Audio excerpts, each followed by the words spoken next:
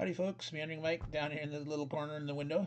Today we are presenting the Charles S. Roberts Awards 2023 nominees in one of the categories. We're going to discuss the structure of the awards. We're going to talk a little bit about part of the charter, a little bit about different aspects of the nominating process, and that there'll be future videos coming that will introduce more of the categories, presenting more of the nominees in those categories, more discussion about that selection and nomination process, and discussion of voting. I'm not going to tell you how to vote. I'm not going to try to convince you of anything to vote, but I'll talk about some of the issues and controversies that some people have raised, and who should or shouldn't vote in what way or not, and how much experience do you need to have with these games to vote or not. So all that being said, let's go ahead and talk about this piece down here at the bottom of the screen from the charter of the Charles S. Roberts Awards. And I'm going to go ahead and read it out because you might not be able to see it to read it yourself, depending on what kind of screen you're looking at to read this. But it says, the CSR Awards recognize conflict simulation games, including war games. This charter recognizes the subjective nature of the boundaries of this space, but the governing domain of the CSR Awards is conflict simulations, which explicitly includes simulations of non-military as well as military conflicts, as well as simulations of related historical topics. The determination of relevance for CSR and or category eligibility shall be made by the nominating committee. Now, the Charles S. Roberts Award is structured such that there is a board of governors. They are all stated on the website. You can see who is a board. There's non-voting advisory board members. There's voting board members. The nominating committee is something different. Now, my understanding is that board members can be on the nominating committee, but the nominating committee is bigger, has a wider range of people. Now, there are some rules about conflict of interest. So, any kind of relationship of different natures with publishers and or designers, etc. There's rules for that out there. Now, part of the structure of the Charles S. Roberts Awards, at least for 2023, is the topics vary from year to year. That's the job of the board to add and define the topics. It is the job of the nominating committee to determine if any particular game falls in which category, or more than one, potentially. Okay, we will talk about more than that a little bit in this video and in later videos. So there are three overall kinds of award categories. One is the period awards. Okay, so those are historical periods. There are 8 of those. And I'm going to go through discussing the criteria for all 8 of those in this video. There's a mode awards. There's 8 of those. Only 7 of them involve games, 1 involve magazines. I will not cover the magazines in my coverage. In a future video, I will discuss the categories and the mode awards. Then there's the capstone awards. 2 of those involve games. 2 of them involve people. They're designer awards. Okay? So, for today, we are covering the period awards. Okay? And there's 8 of them, and I'll go through each one and talk about what is the selection criteria for each one. The first one is Best Ancients Game. Well, what is the Ancients Period exactly? Well, the way they've defined it is for a game set in the ancient period, including late antiquity, in the period roughly from deep antiquity through 800 CE, the Common Era. So you might want to nitpick, well, 800 shouldn't have been with the fall of Rome, or maybe with the 600 CE with Belisarius, or 800 is good for me.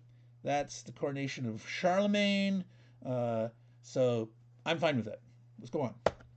Best medieval game for a game set in the medieval period before the decisive use of gunpowder. In the period roughly 800 to 1500 CE. They're not trying to have super exact. There's a little wiggle room, and again, that's the job of the nominating committee to decide if any particular title will fall into a category or not. 1500 CE, say what? Well, maybe you would have wanted 53, the fall of Constantinople, or 1492, the discovery of America. 1500 is good. That's basically the start of the Reformation. Nice round numbers, 800, I'm fine with that. The third one, this gets complicated. This is the best gunpowder or industrial era game for a game set after the decisive use of gunpowder weapons through the age of industrial warfare, which includes Renaissance, Age of Reason, American Revolution. That's not exhaustive, though. That is not exhaustive. And other topics prior to the start of World War II.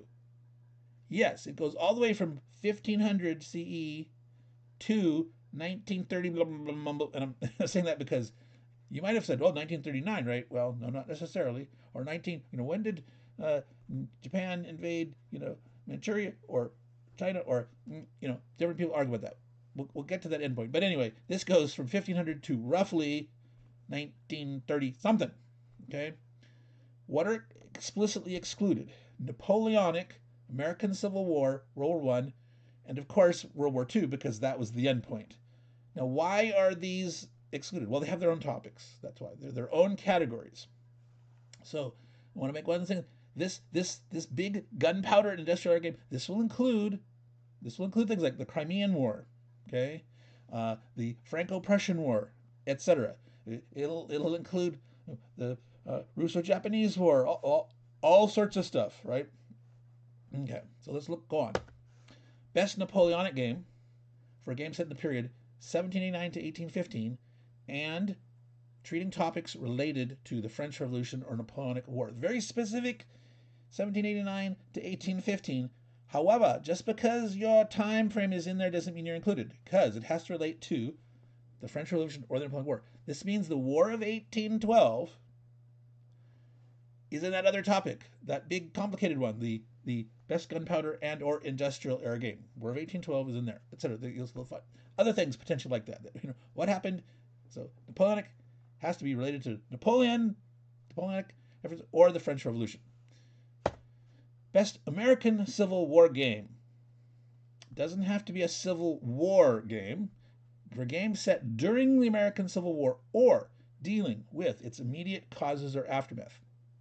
So this would include Reconstruction or carpetbagging, a game dealing with that issues, or for the causes beforehand, abolition, Missouri Compromise, 1846 year decision, that kind of stuff. So a little broader, but it has to deal with American Civil War, causes and or aftermath.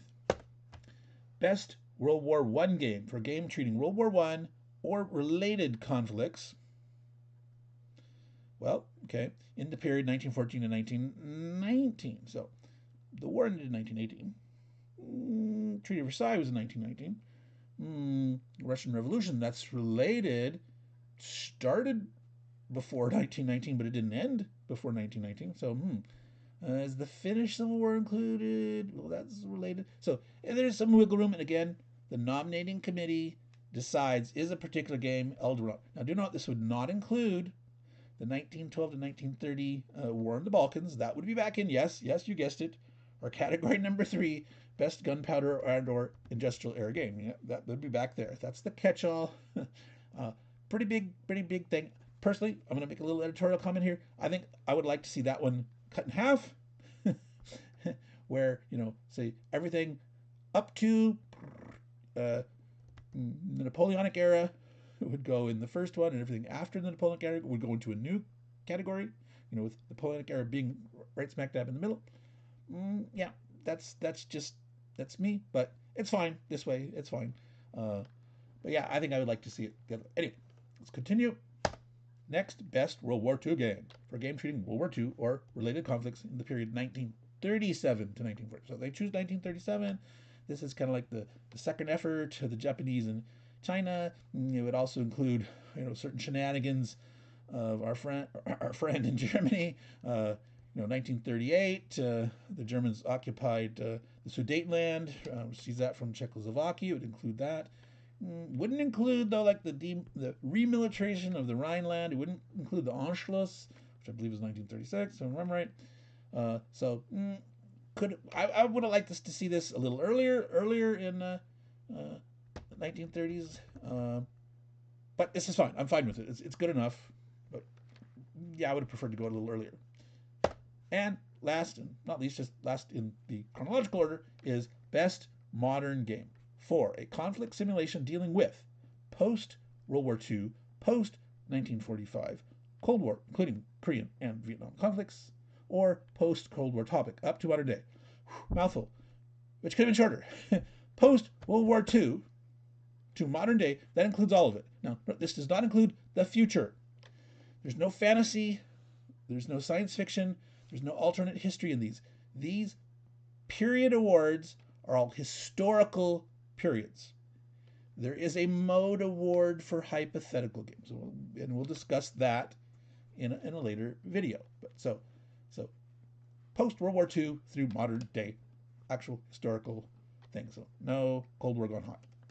All right, so that is the 8 categories in the period awards, the historical eras.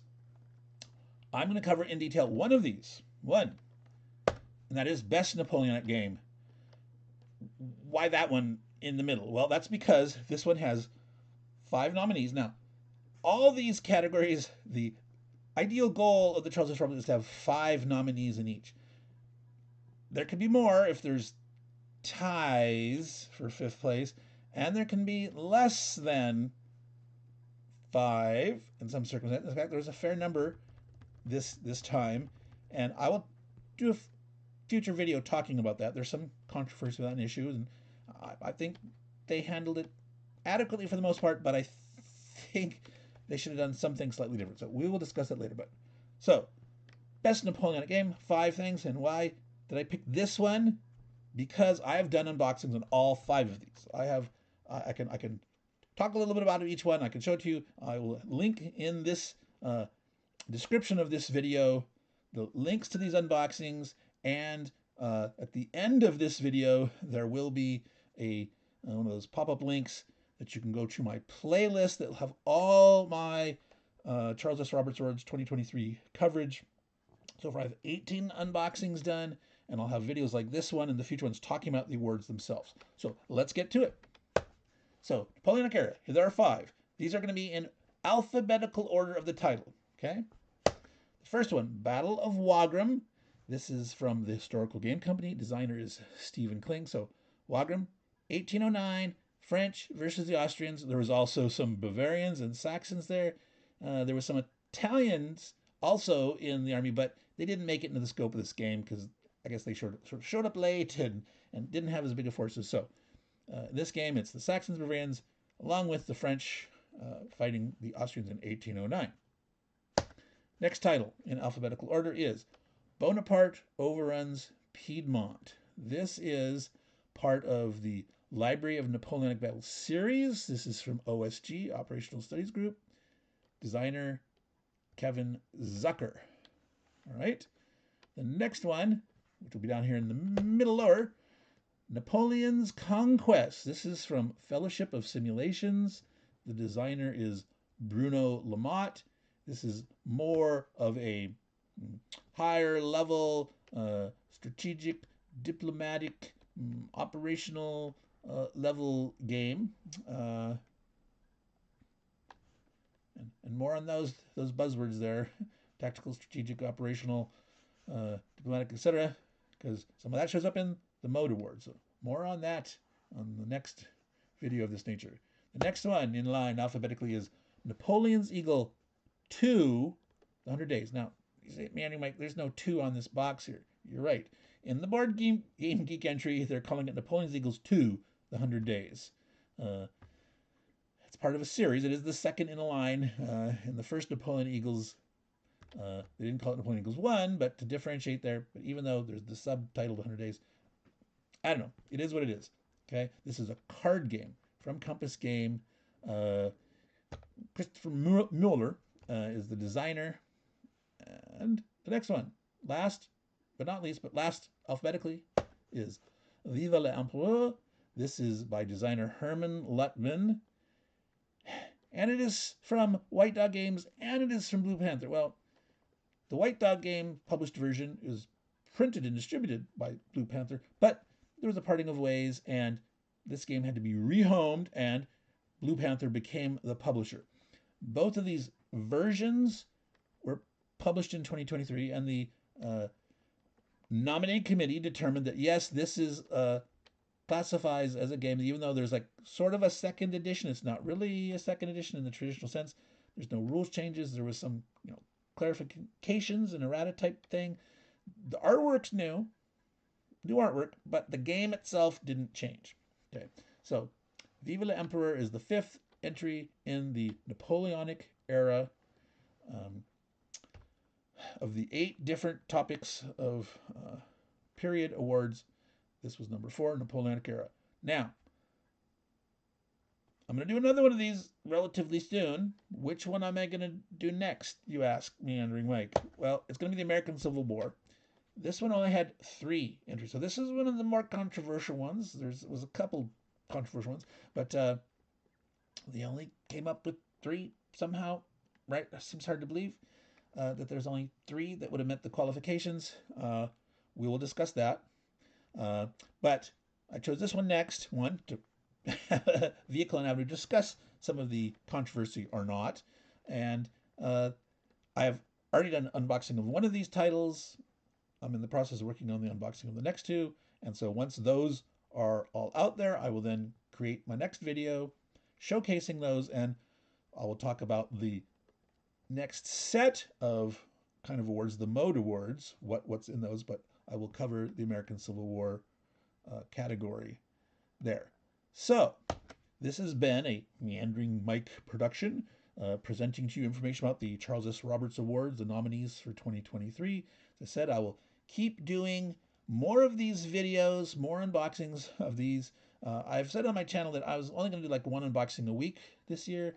This is the exception. I'm trying to get, the Charles S. Roberts Awards, the voting closes on May 13th. So I'm trying to get out to you as much information as I can before then. I'm going to try to do an unboxing every day or 2, and within that time frame, a general video about the CSR awards maybe every 2 to 3 days, and until that information is presented to you, and I'll just try to get as many in as I can before that period, and talking about the voting and the selection process and all that good stuff. So subscribe to my channel, turn your notifications on if you want to get more of this, or if you want to just support me and my endeavors on the channel. And I want to say thank you for watching. And so, all you good folks, take care of your games, because they'll take care of you. And ciao.